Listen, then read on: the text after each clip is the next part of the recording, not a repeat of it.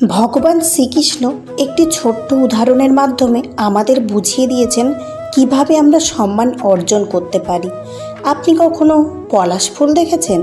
কি সুন্দর দেখতে, লাল, রক্তবর্ণ, উজ্জ্বল, কিন্তু এতে কোনো সুগন্ধ নেই। সেই জন্য ওকে চোখ ভরে দেখতে ইচ্ছে করে।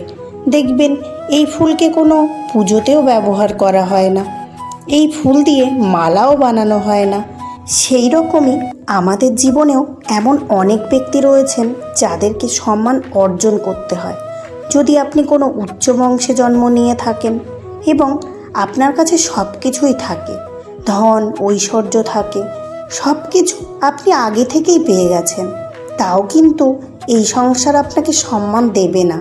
ততক্ষণ পর্যন্ত দেবে না যতক্ষণ না আপনি নিজের অন্তরের গুণ জাগ্রত করছেন, শ্রেষ্ঠ কর্ম করছেন, নিজের অন্তরে ইতিবাচক মনোভাব গড়ে তুলছেন।